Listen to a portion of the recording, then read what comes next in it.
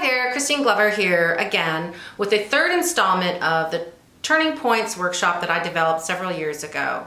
I made this workshop based on a rejection letter that I got from a very coveted publisher's editor that I wish I had never gotten, but I got it and it forced me to reevaluate my writing and to analyze a lot of books. And you can learn more about how this journey started for me all these years ago by going back to that initial turning rejection into success video that I did, and I've got a link to that in the description for you. The first two parts are already out. I've taken all the turning points and broken it into three mini sessions because I think it'd just be easier and less time consuming for you to learn the material. And again, caveats, I use he, she, him, her. I write he, she, him, her books. The video today is going to be based loosely more on the book that I wrote and published back in 2015. So it's a little older book, a little bit more old school, but it still has some really good ways of showing people how to reach those turning points. And that's the TYCOON'S Red Hot Marriage Merger. So we're going to continue on our little journey with How Opposites Attract, plotting the emotional turning points of the romance novel. And last week we discussed the midpoint. We discussed the first turning point all the way up to the midpoint. Again, you can switch this around. It can be the heroine that's more aggressive. It can be the hero. It could be, like I said, shapeshifters, vampires, whatever you want. The world is your oyster. Just tailor this to how you want to make it work for yourself, and if there's anything in it that can even just jar something for you in your writing, then that would be great. So diving right in, we're going to just move on really quick, recapping. We've discussed the inciting incident in the case of Marco and Cassandra's story. That was her going to him and proposing a temporary relationship, a temporary marriage, and he turns that on a dime and says, no, I want a full 100%, we're never getting divorced marriage. And she agrees to it even though she's expecting to live a life full of, a loveless marriage, and she doesn't know why he wants to do this. But ultimately, they start to break down their barriers, and he sees in her something that's vulnerable too, and so he wants to slow things down. He's conscious of the fact that she's very uncomfortable with the idea of being with him because she's a virgin. Just another tropesy thing going on there. So he's starting to really develop feelings for her, and that's frightening to him, especially after they have their big pivotal moment at the midpoint. So we've had the inciting incident, we've had the hook, we've had the opportunity where she's like, do I go, do I not go? We've had him change things around to where, hey, we can still have a lot of fun, just don't expect my heart to be involved. Big lie to yourself there, Marco. Love it. So now we're moving on to what's called the big black moment. A lot of times in different plotting styles, that can be approached a bunch of different ways. You've got the beat sheet link down in the description. You can take a look at that. There's another way to approach it. It's called the W plotting approach. I sort of kind of do that, but I just never was anything that worked for me. Like, it wasn't the first thing that I ever did. So I kind of follow the 6 stages, the story structure in that way. So once we've reached the midpoint, they're all in, they've given to each other 100%. Now they've got to slowly go back to reality, and the reality is the real world's going to start pressing in, and bad things are going to happen along the way that are going to give them some hits to their flaws. About 3 or so. So in Cassandra's case, the hits will be to her esteem, to her self-esteem. She's feeling really good and beautiful with him, but she has to return to a world with him that has basically treated her like crap. Like, she was the geeky kid that got, teased and bullied, and she protected her brother because he protected her from mean girls. Like, they exist, so do mean boys. And her parents never really got her, and they kind of shut down after her brother died in this terrible boating accident. So she's not looking forward to going back to this at all. And he's going there to, assert himself and to get back into the society that shunned him 4 years ago because they blame him for the son's death and so much more. So they've grown together, but as they get closer and closer to that particular gala that he wants to go to, there's more hits that are going to happen. And something will happen at that gala that is going to push them apart. It's going to challenge them, and it's especially going to challenge Marco, because Marco has the bigger emotional growth arc, and he doesn't trust easily. He trusts her to a point, but she's also been holding back a big secret. When that secret is revealed at the gala, he has an opportunity to either be the man that he's become because he's changing because of her, because of their relationship, or he can revert back to who he was prior to them having all these wonderful moments together. And guess what do you think happens? Yeah, he's going to go back to who he was before. Now, in my Turning Point workshop, what happens is they'll have a breakup.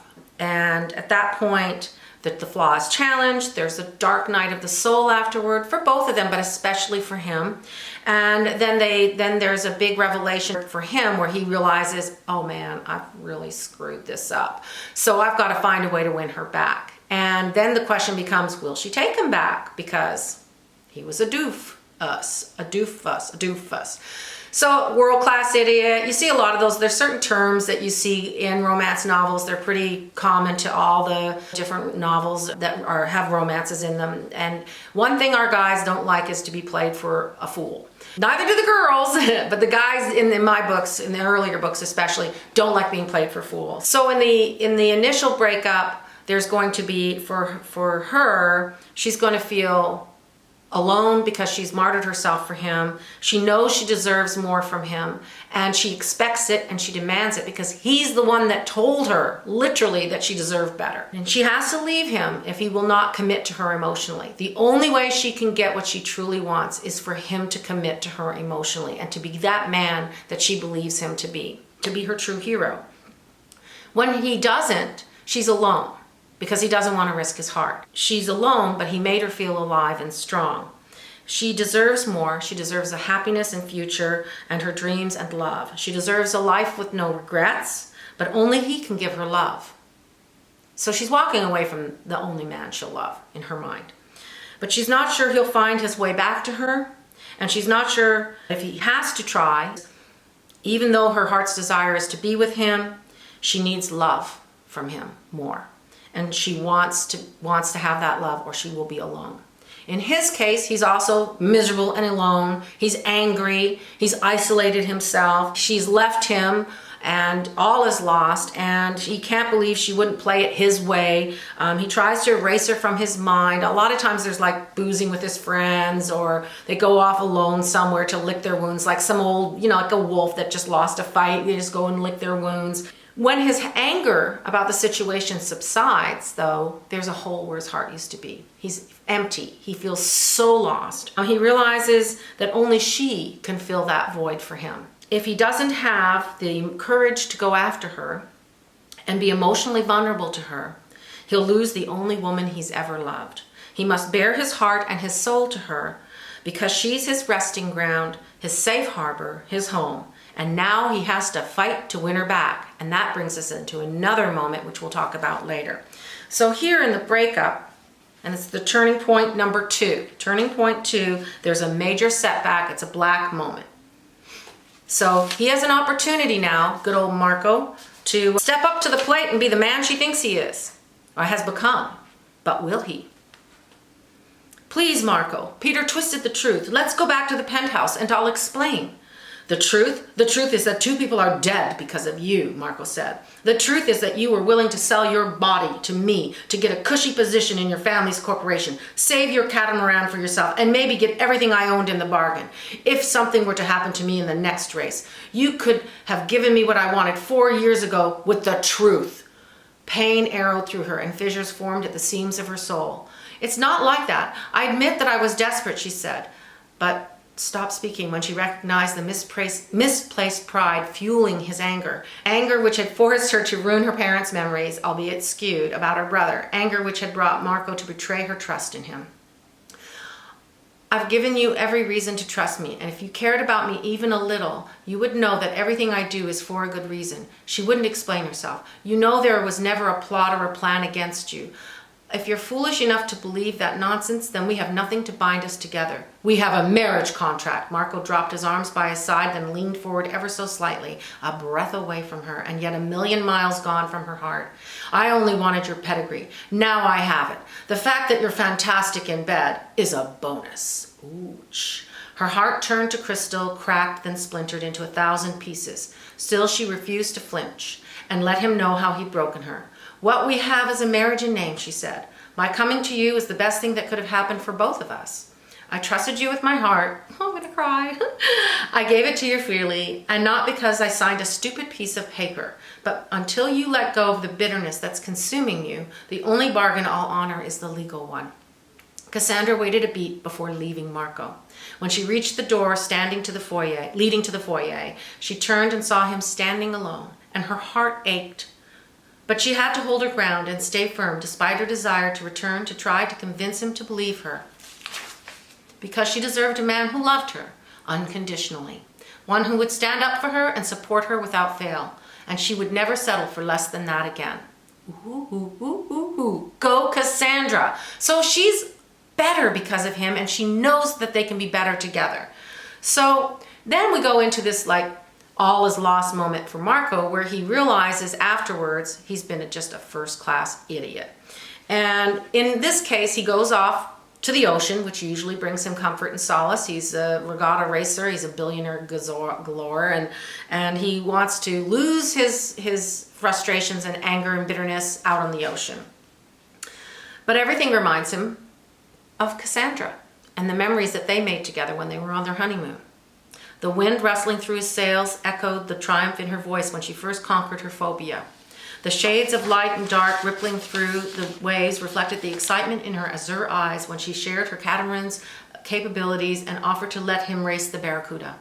The crash of water against his stern resurrected her passion when she came apart in his arms the first time they made love. The ocean would never provide Marco with a safe place to go now that Cassandra haunted the waters. Damn it, why couldn't he get her out of his head? Marco increased his wind speed by several knots. So now he goes through all of this internal stuff where he's dealing with his emotions and he's facing it, and he realizes something. Throughout the 1 hour he had remained to continue her parents' damage control and mitigate the situation, her mother's admonition reverberated in his mind, that he wasn't worthy of Cassandra, that he had failed her. How could that be true when she had withheld a vital truth from him? Wind stung his cheeks and water sprayed against his skin. Marco had left the reception an hour later, bent on making Cassandra admit that she'd been wrong. But when he returned, the penthouse was empty and cold. He thinks he's going to get over her, but he's not. He comes to a realization. Salt spray pricked against his skin, ripped pain behind Marco's eyes. All Cassandra had ever wanted had mirrored Marco's own secret desires: home, family, love. Cassandra had given him her heart, and like a first-class fool, Marco had torn hers to shreds. Water tracked down his cheeks. He swiped it away with one hand and changed his course to head back to the marina. The aching emptiness he experienced from the moment he had first realized Cassandra had left him couldn't be obliterated by battling the sea, nor could he find himself again on the open waters, not without Cassandra beside him. He missed her. He wanted to wake up with her nestled in his arms. He wanted to start every new day with her by his side, and he wanted to rediscover the light in her eyes every night when he held her in his arms, loving her. He loved so much that his heart couldn't be whole without Cassandra to complete him. Do you remember the Jerry Maguire moment? You complete me? That's all this. And damn it all to hell and back, he might very well have thrown away his one chance for happiness. No way. He had a marriage on paper, but he had to prove to Cassandra that they could have a marriage filled with love and happiness, because he couldn't lose her. She was the first woman he had ever loved. Now he had to convince her to give him another chance, to show her how much. Isn't that awesome? I just love when they come to their senses. It's so wonderful. So now we are going into what I like to call the he's going to save the day, the marriage, the love. He's going to go grovel. I love it. I love it. I love it. And in this case, he does go and grovel. And he apologizes to her. All of these things have to happen in the, what I like to call the Jerry Maguire moment, or the you complete me moment, all the way to the resolution. That's like the last 90 to 99% of the story. We're looking at, for the turning point, the second turning point, it's not the 75, 80% mark. It depends on how long the story is. I tend to write short, so they tend to get smaller in the back than they do in the front. So he has to go to her. Now he's got to figure out how to win her over. After he does, then they will be two pieces of a whole. They balance each other. They found a home emotionally with each other. There's usually a ring, a proposal, an apology, unless they're already married. He exposes himself 100% to her, and she gets the hero she deserves. Her heart soars because he's risked himself 100% for her. He comes to her and bears his heart and soul to her. He risks everything, every emotion within himself to prove his love will last beyond eternity. She will always be safe with him, emotionally safe with him. He gives her the proposal, he apologizes. So this is sort of kind of the way a romance blows out. Like, it can be her maybe going to him, it could be her going to her, it could do whatever, but this is what happens in basically one of the major turning points of the romances.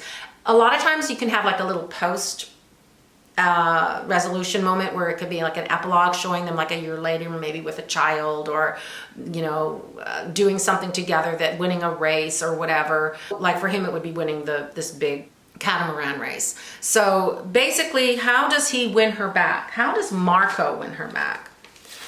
So he goes to where they're going to launch this barracuda catamaran that she has designed for racing. He catches her off guard. He brushed her hair from her cheek and tucked the strands behind her ear. "I'm not talking about the launching ceremony," Marco said quietly. "I'm talking about us, our marriage." The simple gesture, so tender, made her throat ache. Emotions she had suppressed for days bubbled to the surface. Swallowing hard, she struggled to speak. "There's a piece of paper holding us together," she said. "One I'm hoping you'll annul now that you've got what you've always wanted." He held her gaze, unflinching, and took her free hand in his. "After the way I treated you, you have every reason to nullify our agreement, Tesoro. I behaved like a first-class jerk, but I can't let you go."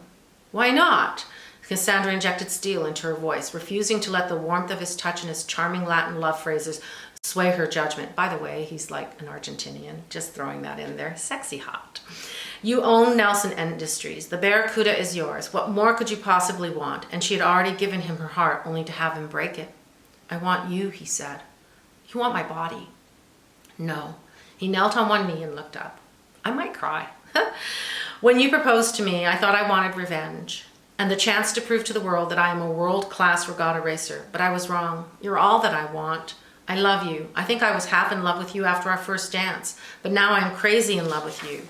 And if I lose you, then I'll lose the one thing that's important to me." Something sweet bloomed in deep in Cassandra's heart. She had longed to hear Marco say those words for so long, but how she wanted to forgive him now. But he had been cruel when she had needed his understanding and compassion. "You love me?" She traced the faint scar cutting across his cheek. "Are you sure? Because love means listening to each other and being there even when things look bad. Love does not mean jumping to conclusions about what people have to say about us. You never even gave me a chance to explain why I didn't betray my brother's trust. I want to believe you, Marco, but simply saying the words isn't enough." Marco claimed she owned his heart, but until he trusted her 100%, they couldn't have a future. More than anything, she had to stay strong and demand what she deserved. Because now there was a second heart beating inside her womb that would depend on his unconditional love too. She would expect nothing less from her husband. I just love Cassandra. She's so great. So he thinks he's going to lose her. "You proposed to save Nelson Industries and give me a chance to regain what I'd lost." He wanted to weep for the pain he had caused Cassandra. "Then you gave me a precious gift and trusted me with your heart. I'm so sorry I let my idiotic pride stand in the way of hearing your side. I should never have listened to Peter." That's her ex-fiance, jerk face. She blinked and a single tear traveled down her cheek. "I only wanted to do what was best for everyone. I had to find a way to make things right without dragging Justin's name through the dirt. But I'm sorry that I didn't tell you about what happened that day, Marco. You were right to keep your secret." Shame coursed through him. I reacted like an imbecile when Peter told me. I should have known that you would never do anything to deliberately hurt me. Every decision you made, even the one to let Justin man the race's onboard computer, was made out of love. Her brother was dyslexic, so he messed up the controls, and she kept that secret from her parents because he had his pride too. "I didn't think it would happen, but I fell in love with you almost from the start."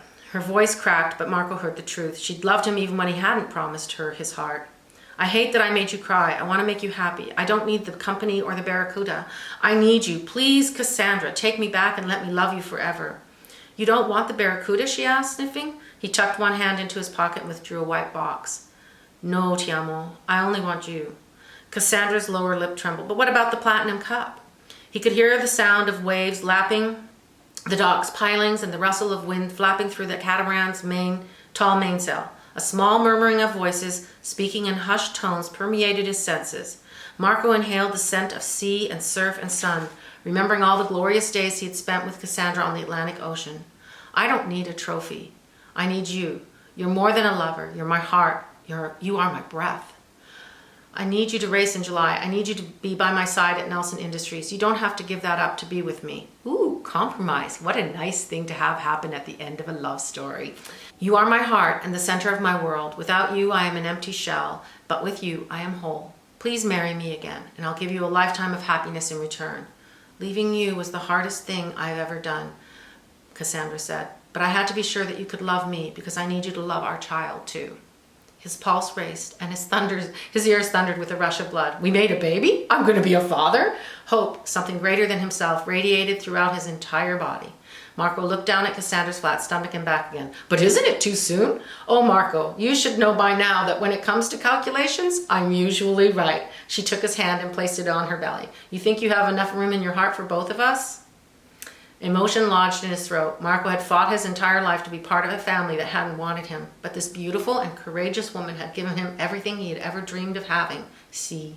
He withdrew his touch long enough to take out the ring box and open it. Now please put me out of my misery and tell me you'll be mine forever. So there's a little bit more at the end. You'll have to read it to know it. But I really love that story, and I think that Marco, he's just so genuinely nonplussed by certain situations, and I think that's what really draws him to her, because he's expecting one thing and she's really quite something different. She's smart and beautiful and loving and has a huge heart, and he's exactly what he needed, and he is exactly what she needed. And that's the end of this little Turning Points workshop series. I hope you enjoyed it. I certainly enjoyed sharing it with you. I apologize for flubbing around a little bit. It's hard because it was a Prezi. It was something that I presented in person with a big slideshow, and I didn't want to do that with this in this setting because I felt it would be a little bit impersonal. But if you are confused about anything, just let me know. Drop me an email and I will send you my cheat sheets that you can go over, and you can modify and change for however you want to do it for your writing. Again, I hope it was helpful. I appreciate you taking the time to listen and to learn with me. I'm looking forward to doing more craft videos as well as more videos about what inspires me, and also sharing other authors' wisdom with you as well as their books in the future. So thank you for watching. If you liked this video, give me a thumbs up. I would appreciate it. And if you want to hear more and learn more and be part of my little community, then please subscribe. I'm only going to do these once a week. It's about all I can handle with the writing schedule that I have right now, but I really enjoy it, and I really enjoy sharing what little I know about this crazy industry called romance writing and publishing and everything in between. So have a wonderful day and happy writing!